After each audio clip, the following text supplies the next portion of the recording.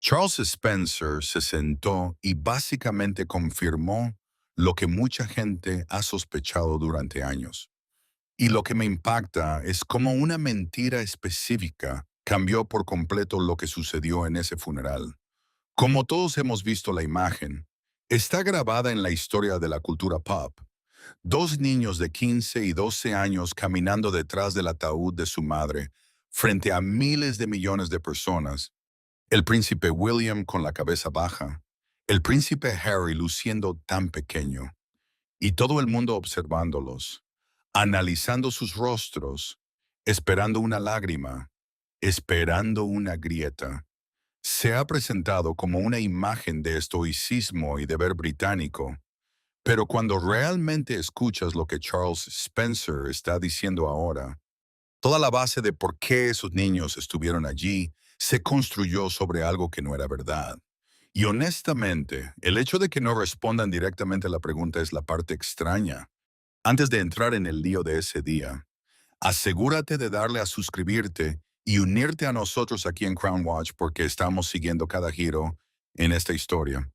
Lo que Charles Spencer está revelando ahora no es solo triste, es indignante porque se basa en una manipulación.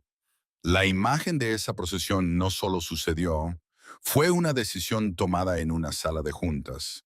Y Charles Spencer, el hermano menor de Diana, fue el único en la habitación que aparentemente tuvo el instinto de gritar absolutamente no a todo pulmón.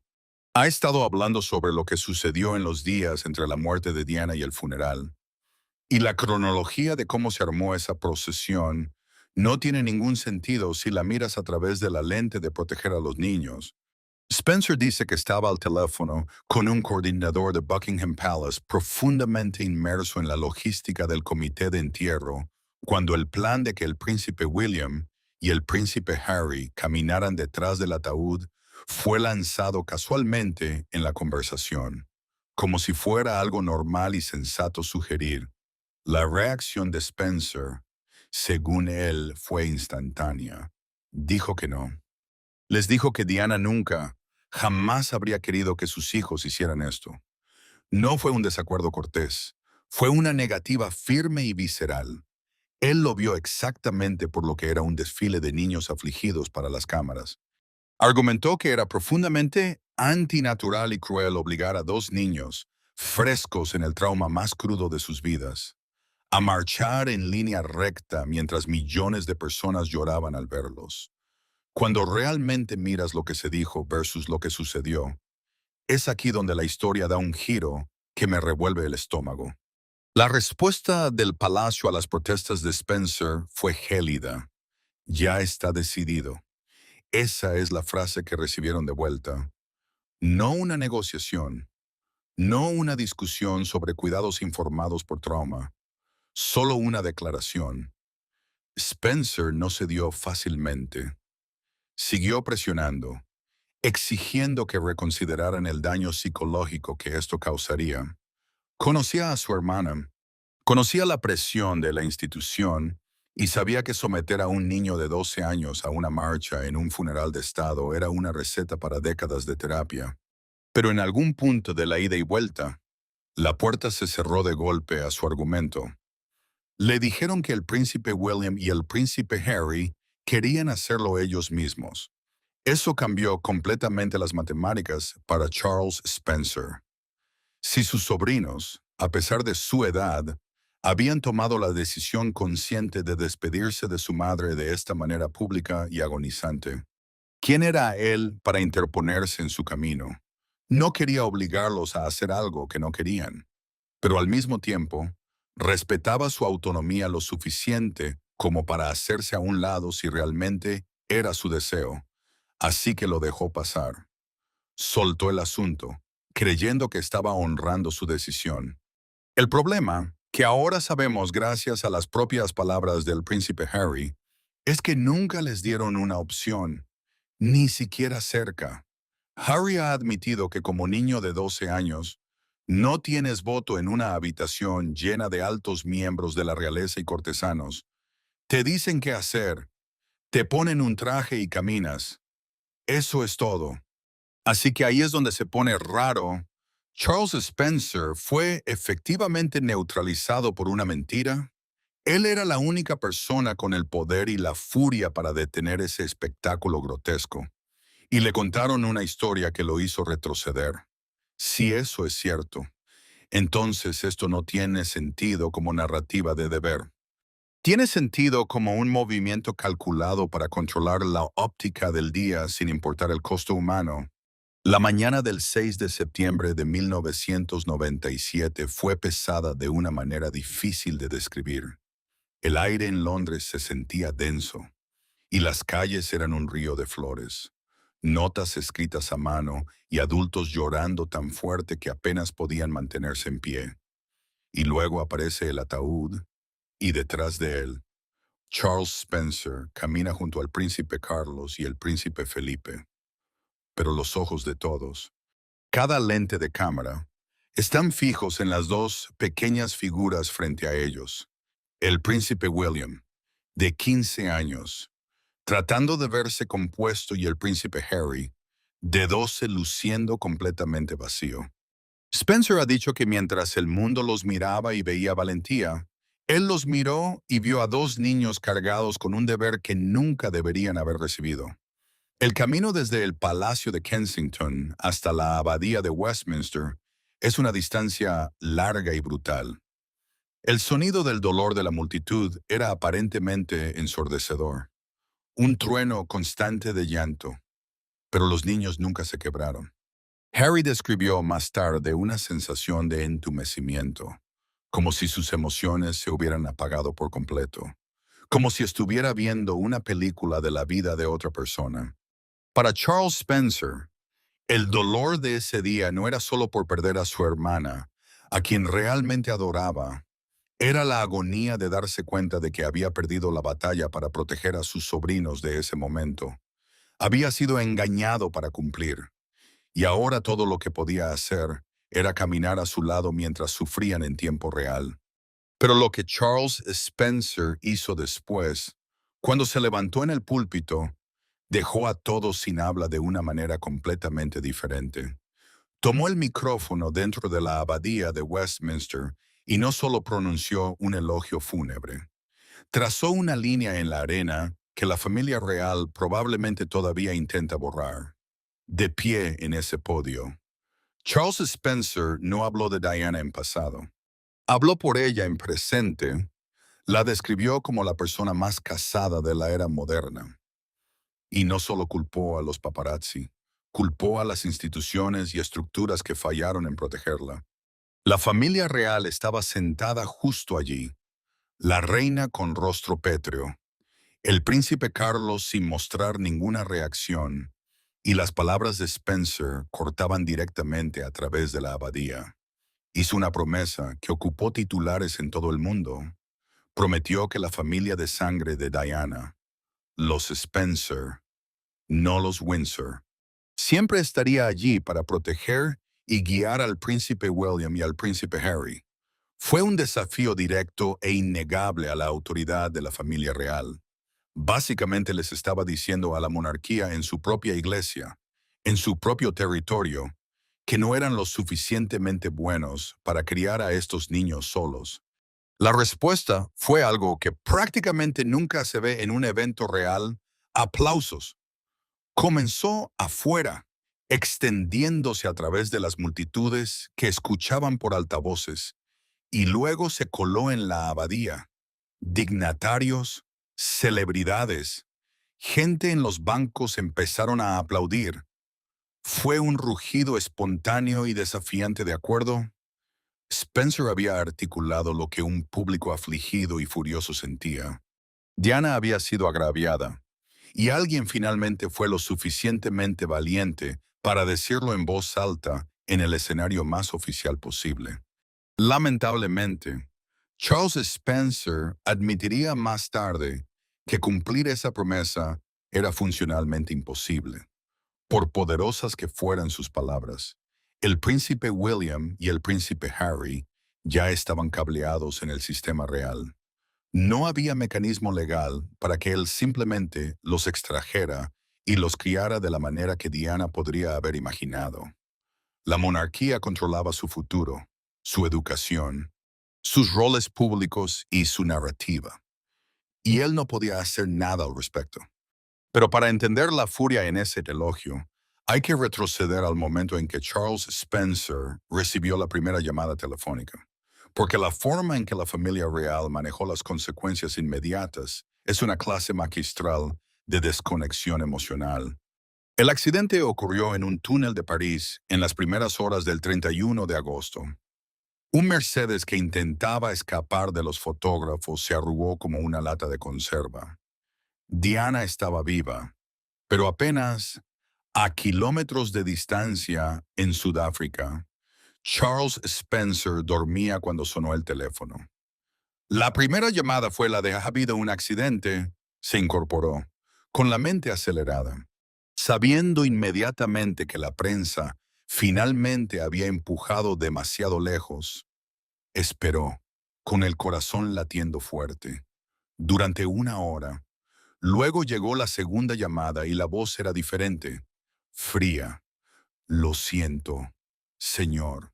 No lo logró". Sabía exactamente a quién culpar a los paparazzi que la habían acosado durante años, pero no había tiempo para llorar. El mundo estaba a punto de enterarse.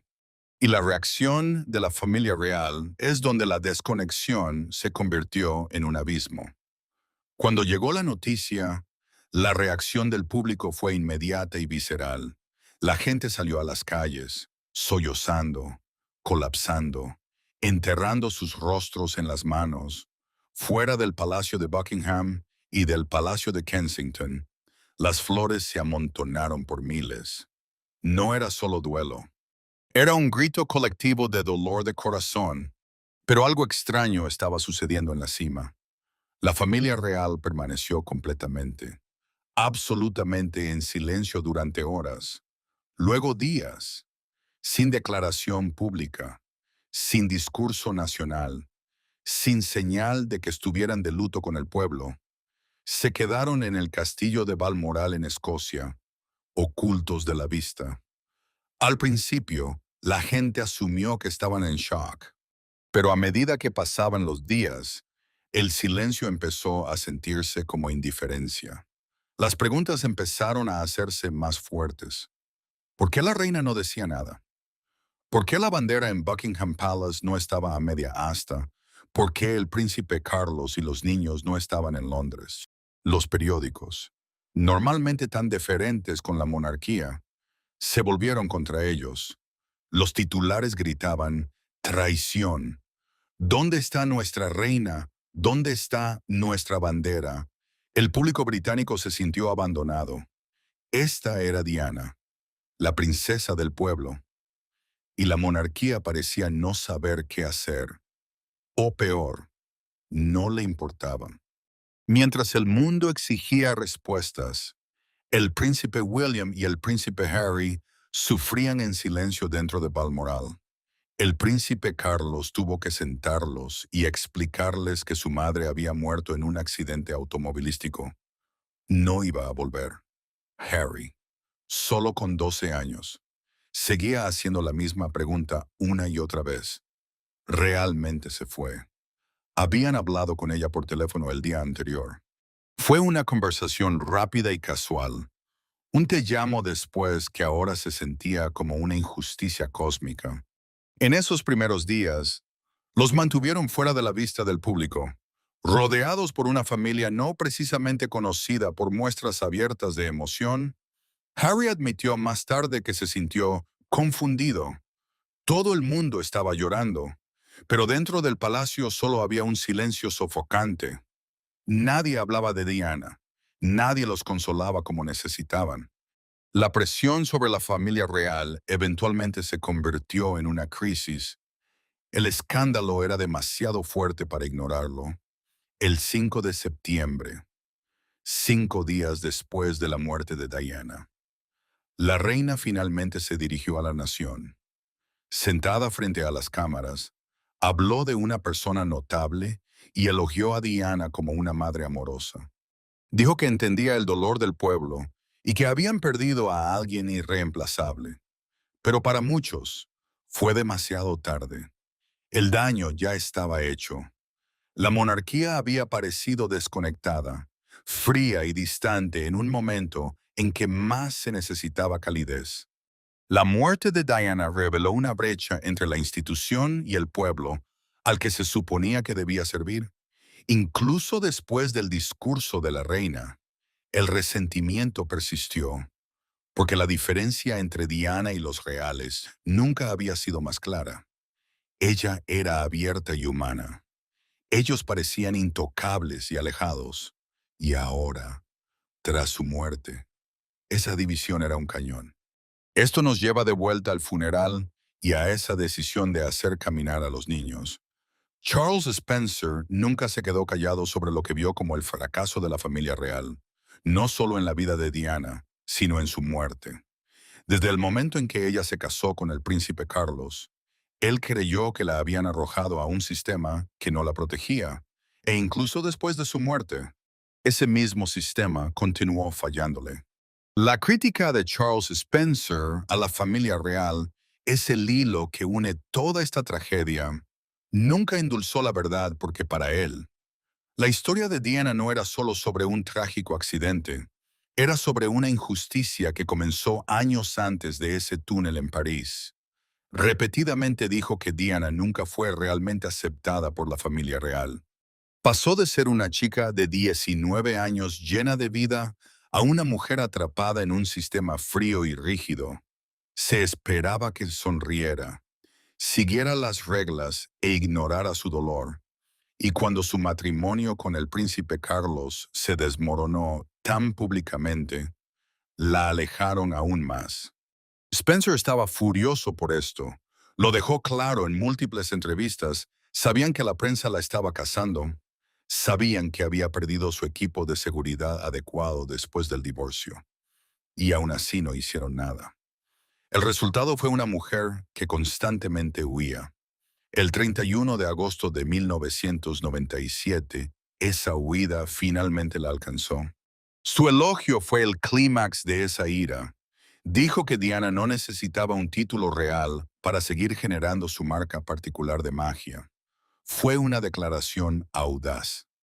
En otras palabras, el poder de Diana nunca provino de la monarquía, provenía de ella. Ella no los necesitaba, ellos la necesitaban a ella. Pero la declaración final de Spencer fue lo que realmente sacudió la sala. Prometió que sus hijos serían protegidos del mismo destino, diciendo que su familia de sangre haría todo lo posible para continuar la forma imaginativa y amorosa en que la familia real estaba guiando a estos jóvenes excepcionales. El sarcasmo chorreaba. Estaba dejando claro, ustedes fallaron a Diana, pero no dejaremos que olviden a sus hijos. Spencer nunca suavizó sus palabras. En entrevistas posteriores, describió el trato de la familia real hacia Diana como inhumano. La habían usado cuando necesitaban una novia y una madre para un heredero, y la descartaron cuando se volvió demasiado popular, demasiado independiente, demasiado difícil. Reveló que ella se había vuelto hacia él en profunda angustia, llamándolo llorando, diciéndole lo sola que se sentía, lo atrapada que se sentía, cómo nadie la escuchaba, y nada cambió. Su crítica sigue siendo uno de los relatos más honestos y crudos de la vida de Diana detrás de los muros del palacio. No solo culpó a la institución, culpó a personas específicas. Creía que aquellos dentro del palacio querían que Diana se rompiera. No les gustaba la atención que ella quitaba al resto de la familia. En una entrevista, dijo que Diana era la persona más casada de la era moderna y la dejaron enfrentar esa casa sola. Incluso después de que Diana muriera, Spencer creía que la familia real le falló nuevamente con el manejo del funeral. Luchó contra la procesión, argumentando que los niños eran demasiado jóvenes. Pero su protesta no importó.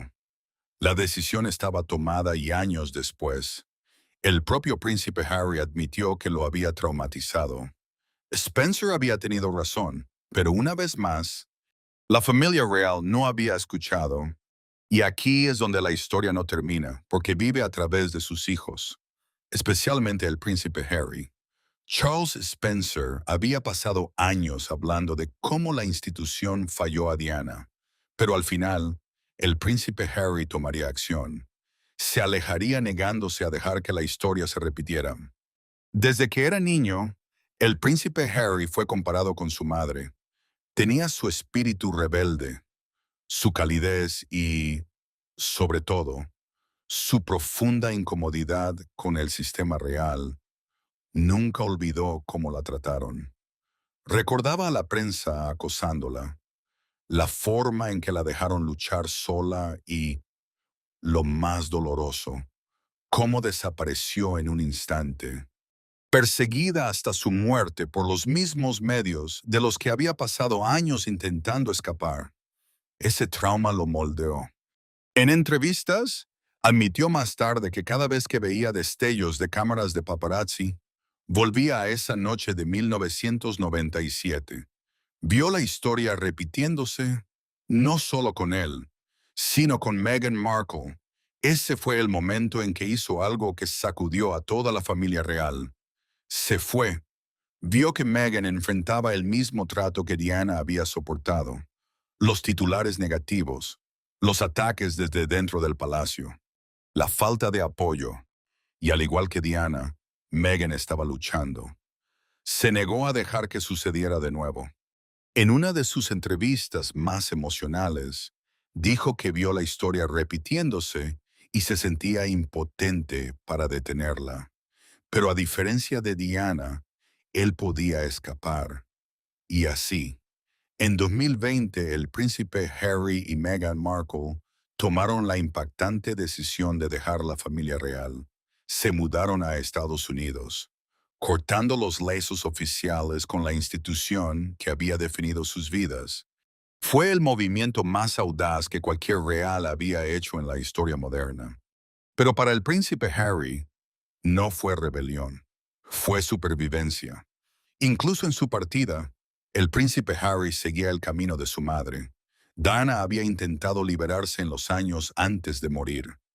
Se había distanciado de la monarquía, encontrado una nueva vida fuera de los deberes reales y empezado a hablar de sus luchas. Estaba redefiniendo lo que podía ser un real. El príncipe Harry ahora estaba terminando lo que ella empezó, y Charles Spencer, el hombre que había luchado tan duro para defender el legado de su hermana, lo entendió en silencio. Aunque no hizo grandes declaraciones públicas, estaba claro que entendía por qué el príncipe Harry se fue. Después de todo, había pasado décadas criticando el mismo sistema que el príncipe Harry ahora rechazaba. Todo es una brutal tragedia de círculo completo. Charles Spencer se levantó en esa iglesia y prometió proteger a los niños de Diana de la máquina que la consumió. Fue bloqueado en cada turno, engañado sobre sus deseos y obligado a verlos marchar en un funeral que los traumatizó. Ahora, décadas después, uno de esos niños se ha removido físicamente de la máquina por completo. La promesa que Charles Spencer hizo no pudo cumplirse dentro de los muros del palacio, pero parece que para el príncipe Harry al menos, se cumplió al dejar esos muros completamente atrás. No es una victoria, es solo una conclusión triste e inevitable de una historia que comenzó con una mentira sobre un paseo detrás de un ataúd. Y honestamente, el hecho de que no respondan simplemente la pregunta de quién realmente tomó esa decisión es la parte extraña de todo esto. De todo esto. De todo esto.